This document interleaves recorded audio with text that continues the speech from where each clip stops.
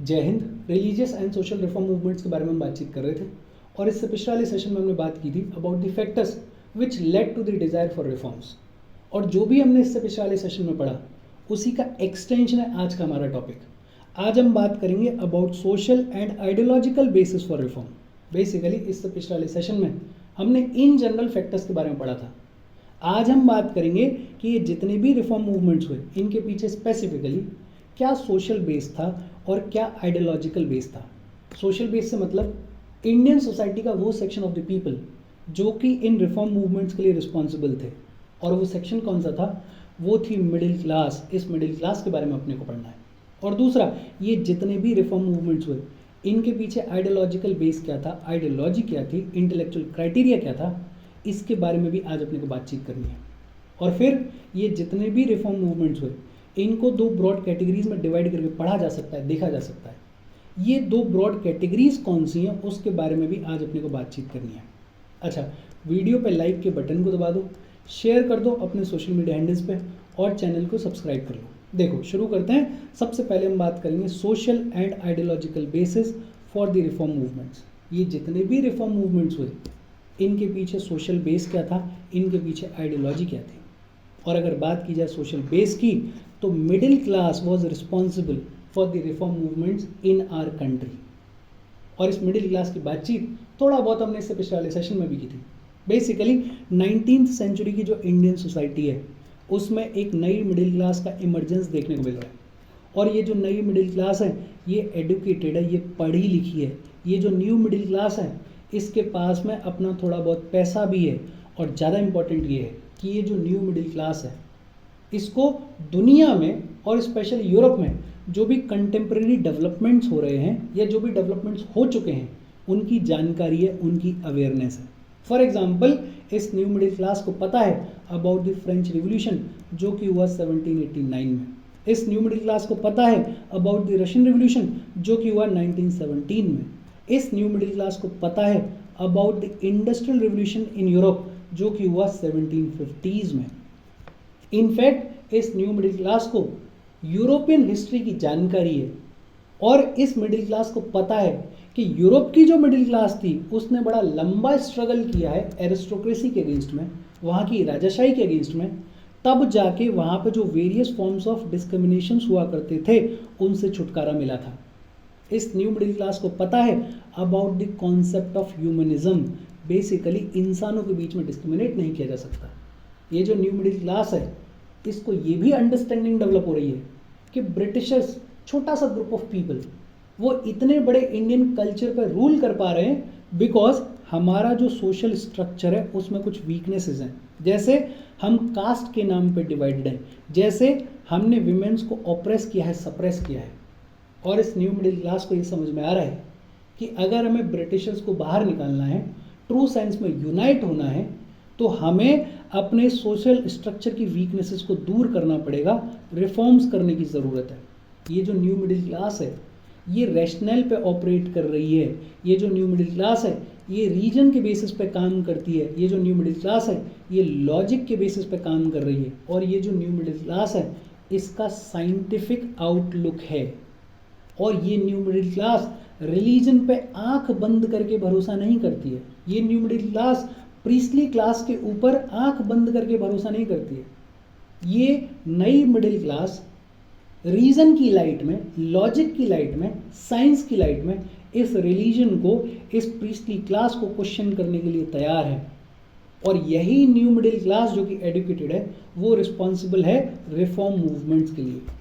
लेकिन हमारी जो इंडियन एडुकेटेड मिडिल क्लास है वो देख रही थी यूरोपियन मिडिल क्लास की तरफ, और वो देख रही थी कि जैसे यूरोपियन मिडिल क्लास ने लड़ाई लड़ी है उसी मॉडल को हम फॉलो करेंगे और हमारे यहाँ पे रिफॉर्म मूवमेंट्स को लेकर आएंगे।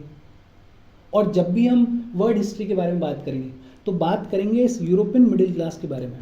इस यूरोपियन मिडिल क्लास का बड़ा इंपॉर्टेंट रोल है यूरोप के इतिहास को बदलने में। फ्रेंच रिवॉल्यूशन उसका बड़ा सुंदर एग्जाम्पल है। बड़ा लंबा स्ट्रगल किया इस यूरोपियन मिडिल क्लास ने, तब जाके वहाँ रेनेसेंस आया, तब जाके वहाँ रिफॉर्मेशंस हुए, तब जाके वहाँ एनलाइटनमेंट आया, तब जाके वहाँ पे डेमोक्रेटिक रिवॉल्यूशन आया, डेमोक्रेटिक इंस्टीट्यूशंस को सेटअप किया गया, तब जाके वहाँ रिफॉर्म्स हुए। ये जो यूरोप की मिडिल क्लास है, इसने बड़ा लंबा स्ट्रगल किया एरिस्टोक्रेसी के अगेंस्ट में, राजाशाही के अगेंस्ट में, तब जाके वहाँ पे जो वेरियस फॉर्म्स ऑफ डिस्क्रिमिनेशंस हुआ करते थे उनसे छुटकारा मिला।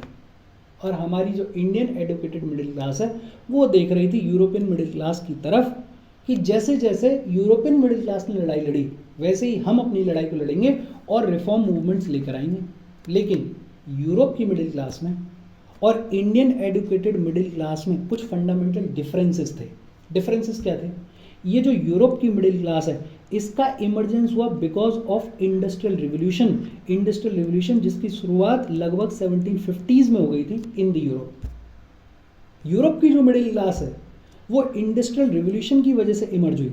जैसे जैसे इंडस्ट्रीज के लगने की शुरुआत हुई तो यूरोप की मिडिल क्लास के पास में पैसा आना शुरू हुआ, और जैसे जैसे पैसा आना शुरू हुआ इन लोगों ने खुद को एडुकेट करने की शुरुआत करी।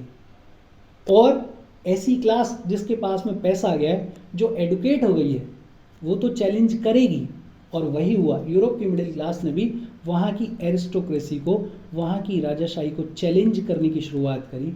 इस एरिस्टोक्रेसी से डिमांड करने की शुरुआत करी कि हमें डेमोक्रेटिक इंस्टीट्यूशंस चाहिए। इस एरिस्टोक्रेसी से डिमांड करने की शुरुआत करी कि हमें भी इक्वल राइट्स चाहिए। लेकिन हमारी जो इंडियन एडुकेटेड मिडिल क्लास है वो फंडामेंटली डिफरेंट है। कैसे डिफरेंट है? एक तो हमारे यहाँ पे एरिस्टोक्रेसी नहीं थी, हमारे यहाँ पे राजाशाही नहीं थी, हमारी लड़ाई थी एक फॉरेन पावर के अगेंस्ट में जिसने हमारी ज़मीन के ऊपर ज़बरदस्ती कब्जा किया हुआ था। हमारी लड़ाई थी ब्रिटिशर्स के अगेंस्ट में। और ये जो यूरोप की मिडिल क्लास है इसका इमर्जेंस हुआ because of industrial revolution. Industries की वजह से इमर्जेंस हुआ इसका। लेकिन हमारे यहाँ पे इंडस्ट्रियल रिवोल्यूशन नाम की कोई चीज़ नहीं थी, कोई इंडस्ट्रीज का विस्तार नहीं था इतना बड़ा, छोटे मोटे इंडस्ट्रीज थे। इंडस्ट्रियल रिवोल्यूशन नाम की चीज़ नहीं थी। ये जो इंडियन मिडिल क्लास है ये अभी भी गवर्नमेंट सर्विसेज में काम कर रही थी, या लॉ के फील्ड में काम कर रही थी, एजुकेशन के, जर्नलिज्म के या मेडिसिन के फील्ड में काम कर रही थी। मतलब यूरोप की जो मिडिल क्लास है उसकी डिपेंडेंसी सरकार के ऊपर रिलेटिवली कम है, बिकॉज उसकी डिपेंडेंसी है इंडस्ट्रीज के ऊपर, इंडस्ट्रियल रिवोल्यूशन के ऊपर।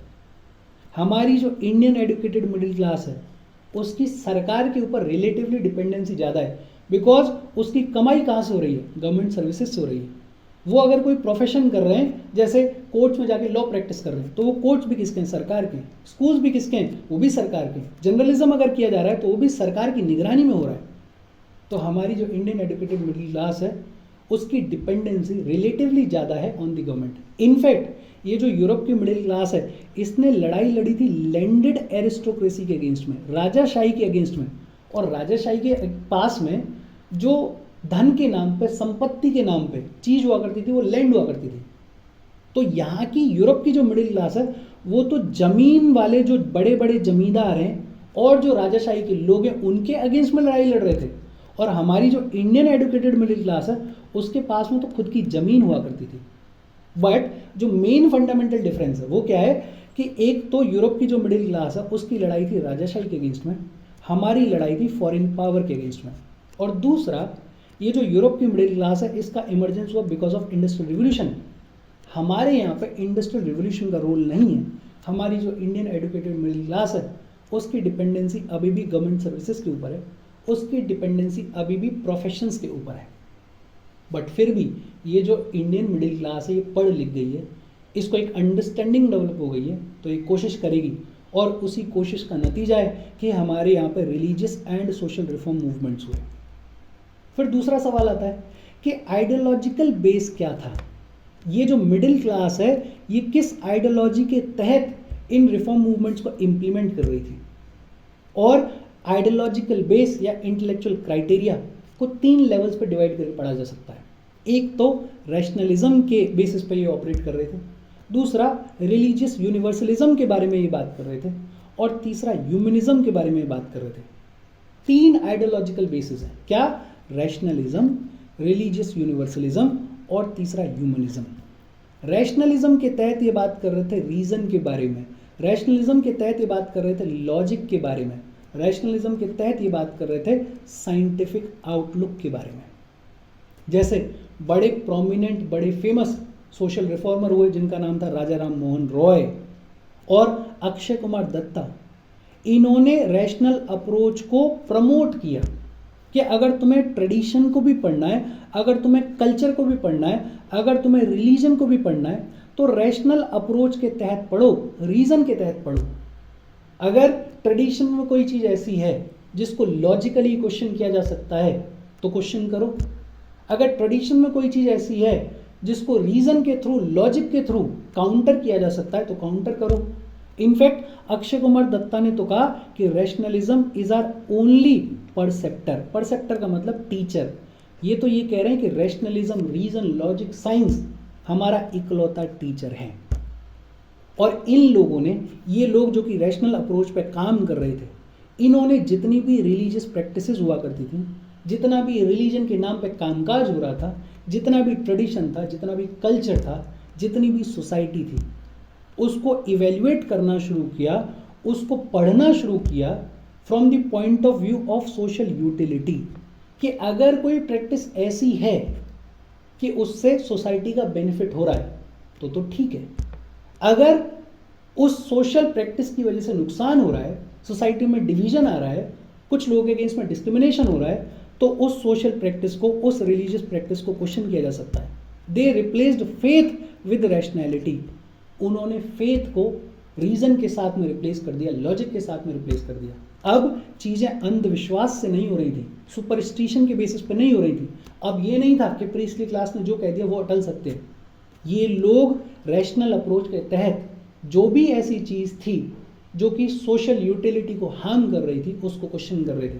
जो भी ऐसी चीज थी जिसको लॉजिकली क्वेश्चन किया जा सकता था उसको क्वेश्चन कर रहे थे।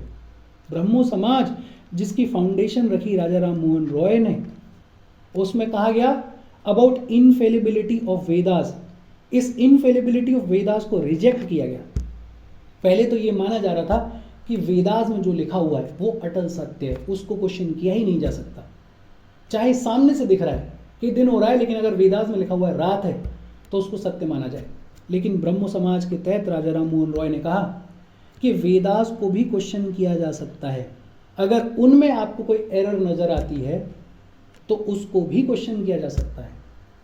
और सेम ये सिर्फ हिंदुइज्म में नहीं हो रहा था, बाकी रिलीजन्स में भी हो रहा था। जैसे सैयद अहमद खान ने अलीगढ़ मूवमेंट चलाया, और इस अलीगढ़ मूवमेंट के तहत इन्होंने बोला कि जो भी इस्लामिक टीचिंग्स हैं उनको मॉडर्न एज के चेंजेस के साथ में हमें सिंक करने की ज़रूरत है, रिकॉन्साइल करने की ज़रूरत है। और सैयद अहमद खान ने कहा कि religious tenets are not immutable. ऐसा नहीं है कि ये जो धर्म में लिखा हुआ है उसको क्वेश्चन ही नहीं किया जा सकता। अगर आपको लगता है कि कुछ गलत है तो उसको क्वेश्चन किया जा सकता है, उसको क्वेश्चन करो। तो ये जो न्यू मिडिल क्लास इमर्ज हुई, पहला तो ये रैशनलिज्म के बेसिस पे काम कर रही है। ये धर्म को, ये ट्रेडिशन को, ये कल्चर को रीजन के बेसिस पर जज कर रही है, लॉजिक के बेसिस पर जज कर रही है। इसका आउटलुक साइंटिफिक है। दूसरा, रिलीजियस यूनिवर्सलिज्म के बारे में इन्होंने बात करना शुरू किया। बेसिकली इन्होंने क्या बोला, ये जितने भी इंटेलेक्चुअल्स थे इन्होंने बोला कि रिलीजन की ये जो एब्सोल्यूट अथॉरिटी है इसको साइड में रखो, और ये जो रिलीजन है इसको लॉजिक के बेसिस पे, इसको रीजन के बेसिस पे, इसको साइंस के बेसिस पे इवेल्युएट करो, क्वेश्चन करो, और जो भी रिलीजन का सच है उसको जानने की कोशिश करो। अब तक क्या हो रहा था कि किताब में जो लिखा हुआ है, प्रीस्टली क्लास जो कह रही है उसको आंख बंद करके लोग मान रहे थे। लेकिन अब ये जो इंटेलेक्चुअल क्लास है ये कह रही है कि नहीं, रिलीजन को क्वेश्चन करो, रिलीजन को इवेल्युएट करो in the light of logic, in the light of reason, in the light of science. और इसमें बड़ा नाम है स्वामी विवेकानंद। स्वामी विवेकानंद कहते हैं कि same methods of investigations which applies to sciences should be basis on which the religion must justify itself. कि जिन लाइंस पे साइंस को इवेल्युएट किया जाता है, साइंस को इन्वेस्टिगेट किया जाता है, उन्हीं लाइंस पे रिलीजन को भी इवेल्युएट किया जाए, रिलीजन को भी इन्वेस्टिगेट किया जाए, और रिलीजन को खुद को जस्टिफाई करना पड़ेगा उन्हीं लाइंस पे। अक्षय कुमार दत्ता जैसे ये जितने भी इंटेलेक्चुअल्स थे, इन्होंने साइंस की मदद ली अपने सोशल रिफॉर्म्स को जस्टिफाई करने के लिए। जैसे अक्षय कुमार दत्ता ने मेडिकल रीजंस या मेडिकल ओपिनियंस का आर्गुमेंट देके ये कहना शुरू किया कि चाइल्ड मैरिज जो है वो गलत है। मतलब ये जितने भी रिफॉर्मर्स हैं ये धर्म का सहारा भी ले रहे हैं, ये साइंस का सहारा भी ले रहे हैं, ये भी कह रहे हैं कि अगर धर्म में कोई कमी है तो उसको लॉजिकली काउंटर करो। अगर आपके पास में रीज़न है और आप काउंटर कर सकते हो तो काउंटर करो। आंखें बंद करके ना तो रिलीजन को मानो और ना आंखें बंद करके डिनाई करो। और धर्म की जो अच्छी चीज़ें हैं उनको पिक किया जा रहा है और साइंस की जो अच्छी चीज़ें हैं उनकी मदद ली जा रही है। जो भी सोशल इल्स हैं उनको एलिमिनेट करने के लिए, उनको ख़त्म करने के लिए। जैसे अक्षय कुमार दत्ता जो हैं वो मेडिकल रीजंस पे बात कर रहे हैं कि क्यों हमें चाइल्ड मैरिज को अपोज करना चाहिए, क्यों हमें चाइल्ड मैरिज नहीं करनी चाहिए। पास्ट का रेफरेंस दिया जा रहा है, लेकिन पास्ट का रेफरेंस जो है वो सिर्फ एड की तरीके से, इंस्ट्रूमेंट की तरीके से दिया जा रहा है कि मदद, अपने आर्ग्यूमेंट को सपोर्ट करने के लिए दिया जा रहा है। ऐसा नहीं है कि ये जो रिलीजियस रिफॉर्मर्स हैं ये पास्ट को रिवाइव करने की कोशिश कर रहे हैं, और ऐसा भी नहीं है कि ये पूरी तरीके से ट्रेडिशन से, रिलीजन से दूर होने की कोशिश कर रहे हैं। ये देख रहे हैं कि जिन चीज़ों की सोशल यूटिलिटी है, जिन चीज़ों से सोसाइटी का बेनिफिट फ़ायदा हो सकता है, उन चीज़ों को साथ लेके चलो। फिर चाहे वो रिलीजन की चीज़ें हों, फिर चाहे वो पास्ट की चीज़ें हों, फिर चाहे वो साइंस की चीज़ें हों। तो एक बड़ी बैलेंस्ड अप्रोच है। और इन्हीं यूनिवर्सलिस्टिक एस्पेक्ट्स के चलते रिफॉर्मर्स ने अपने पर्सपेक्टिव्स, अपने पॉइंट ऑफ व्यूज़ देने की शुरुआत करी। बेसिकली इस यूनिवर्सलिस्टिक एस्पेक्ट के तहत रिफॉर्मर्स ये कह रहे हैं कि दुनिया में जितने भी रिलीजन्स हैं उनमें जो फंडामेंटल्स हैं वो यूनिवर्सल हैं, वो सेम है। जैसे राजा राम मोहन रॉय कहते थे कि दुनिया भर में यूनिवर्सल थीज़म है, कि भगवान एक है, और अलग अलग नेशंस में ये जो अलग अलग रिलीजन्स चल रहे हैं ये उसी एक भगवान की अलग अलग फॉर्म्स हैं। और इस यूनिवर्सलिस्टिक एस्पेक्ट को प्रमोट करने के लिए जो भी अलग अलग रिलीजन्स में लिखा हुआ था उसको राजा राम मोहन रॉय ने डिफेंड किया। जैसे वेदास बात करते हैं मोनोथिज्म की, क्रिश्चियनिटी बात करती है यूनिटेरियनिज्म की। मोनोथिज्म या यूनिटेरियनिज्म का सिंपल सा मतलब कि भगवान एक है। इस आइडिया को राजा राम मोहन रॉय ने डिफेंड किया। और जब हिंदुइज्म बात करता है पॉलीथिज्म की, कि भगवान अनेक हैं, क्रिश्चियनिटी में भी बात की जाती है ट्राइनेटरिज्म की, मतलब ट्रिनिटी ऑफ गॉड्स की, कि भगवान तीन हैं। ये जो पॉलीथिज्म वाला कॉन्सेप्ट है या ट्रिनिटी ऑफ गॉड वाला कॉन्सेप्ट है, इसको राजा राम मोहन रॉय ने अटैक किया। ये जितने भी सोशल रिफॉर्मर्स हैं ये बात कर रहे थे about the universalistic aspect of religion. In fact Syed Ahmad Khan, उन्होंने बोला कि जितने भी प्रॉफिट्स हुए इन सबका सेम दीन था, इन सबका सेम फेथ था। बट हाँ, हर एक कंट्री में ये जितने भी प्रॉफिट्स हैं इनको अलग अलग नामों से जाना जाता है, इनकी अलग अलग छवि है, लेकिन अल्टीमेटली ये जितने भी प्रॉफिट्स थे इनका फेथ कैसा था? इनका फेथ सेम था, एक जैसा था। तो बेसिक आइडिया ये है कि ये जो इंटेलेक्चुअल क्लास है, एक तो ये रैशनलिज्म को प्रमोट कर रही है और दूसरा इस क्लास ने रिलीजियस यूनिवर्सलिज्म की बातचीत करना शुरू किया, और तीसरा इस क्लास ने बातचीत करना शुरू किया अबाउट ह्यूमनिज्म।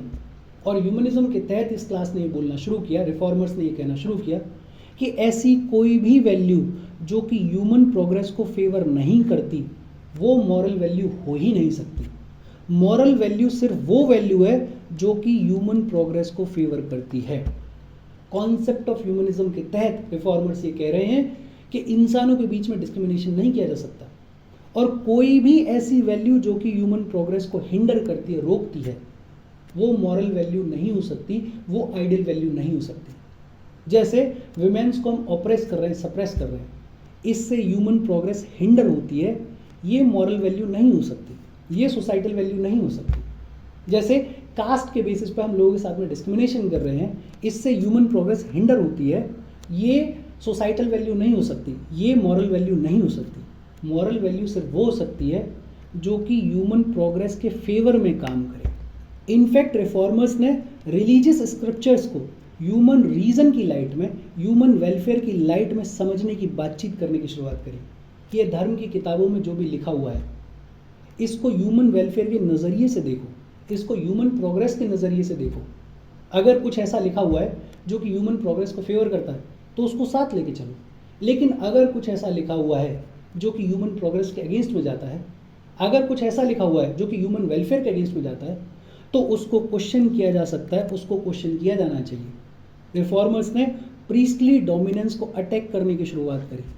कल तक जो प्रीस्टली क्लास हुआ करती थी उसका इतना अनहेल्दी इन्फ्लुएंस हुआ करता था लोगों के दिमाग के ऊपर कि वो जो चाहे वो करवा सकते थे धर्म के नाम पे। इस प्रीस्टली डोमिनेंस को रिफॉर्मर्स ने अटैक करने की शुरुआत करी। हालांकि ये सब पढ़ने के बाद अपने को ऐसा लगता है कि ये जो रिफॉर्मर्स हैं ये रिलीजन को रिफॉर्म करने के लिए ही बातचीत कर रहे हैं, बट रिलीजन को रिफॉर्म करना है ये इम्पोर्टेंट था, लेकिन ये एक्सक्लूसिव कंसर्न नहीं था। एक्सक्लूसिव बातचीत तो थी अबाउट वर्ल्डली एग्जिस्टेंस, कि दुनिया में जो लोग रह रहे हैं उनकी भलाई हो, उनकी प्रोग्रेस हो, उनके साथ में डिस्क्रिमिनेशन ना हो। मेन टारगेट तो वो है, लेकिन रास्ता जाता है रिलीजियस रिफॉर्म्स के थ्रू, बिकॉज सोसाइटी में रिलीजन बड़ा इंपॉर्टेंट रोल प्ले करता था। रिलीजन को साथ लिए बिना लोगों को कन्विंस ही नहीं किया जा सकता था इन रिफॉर्म मूवमेंट्स के लिए। और जब ये रिफॉर्म मूवमेंट्स हुए तो इनको दो ब्रॉड कैटेगरीज में डिवाइड करके पढ़ा जा सकता है। एक है रिफॉर्मिस्ट मूवमेंट और दूसरा है रिवाइवलिस्ट मूवमेंट। रिफॉर्मिस्ट मूवमेंट के एग्जाम्पल हैं ब्रह्मो समाज, प्रार्थना समाज, अलीगढ़ मूवमेंट। और रिवाइवलिस्ट मूवमेंट के एग्जाम्पल हैं आर्य समाज या दियोबंद मूवमेंट। इन दोनों के बीच में डिफरेंस जैसे जैसे हम इन समाज, इन बॉडीज़ के बारे में पढ़ेंगे तो और ज़्यादा बेहतर तरीके से क्लियर होगा। लेकिन एक बेसिक आइडिया ये है कि दोनों ही मूवमेंट्स रिफॉर्म्स करने की बात कर रहे थे, लेकिन ये जो रिफॉर्मिस्ट मूवमेंट है ये रीज़न की तरफ ज़्यादा इंक्लाइंड थे, ये लॉजिक की तरफ ज़्यादा इंक्लाइंड थे। और ये जो रिवाइवलिस्ट मूवमेंट है ये ट्रेडिशन की तरफ ज़्यादा इंक्लाइंड थे। मतलब रिवाइवलिस्ट मूवमेंट ट्रेडिशनल वेज के थ्रू रिफॉर्म्स करने की बात कर रहे थे, कि बदलाव तो कर रहे थे लेकिन ट्रेडिशन इंपॉर्टेंट था इन लोगों के लिए। और ये जो रिफॉर्मिस्ट मूवमेंट है इनके लिए जो प्राइमरी इंपॉर्टेंट चीज़ है वो रीज़न है, इनके लिए जो प्राइमरी इंपॉर्टेंट चीज़ है वो लॉजिक है। और बेहतर तरीके से डिफरेंस जैसे जैसे हम बात करेंगे ब्रह्मो समाज के बारे में, जैसे जैसे हम बात करेंगे प्रार्थना समाज के बारे में, या जैसे जैसे हम पढ़ेंगे आर्य समाज के बारे में, दियोबंद मूवमेंट के बारे में, तो बेहतर तरीके से इन दोनों के बीच में डिफरेंस समझ में आएगा। लेकिन बेसिक डिफरेंस अपने दिमाग में होना चाहिए कि डिग्री ऑफ ट्रेडिशन में फ़र्क है। ये जो रिवाइवलिस्ट मूवमेंट है ये हैविली ट्रेडिशन पे बेस्ड है, और ये जो रिफॉर्मिस्ट मूवमेंट है ये हैविली रीज़न पे, लॉजिक पे बेस्ड है। और इसके साथ आज की अपनी बातचीत खत्म हो गई। बड़ी सिंपल बात कि ये जितने भी रिफॉर्म मूवमेंट्स हैं इनके लिए रिस्पॉन्सिबल थी middle class, educated middle class का इमरजेंस। और इस मिडिल क्लास ने जिस आइडियोलॉजी को अडॉप्ट किया वो आइडियोलॉजी थी रैशनलिज्म की, वो आइडियोलॉजी थी रिलीजियस यूनिवर्सलिज्म की, वो आइडियोलॉजी थी ह्यूमनिज्म की। सिंपल सा सेशन था, कोई डाउट हो तो please comment. Thank you very much.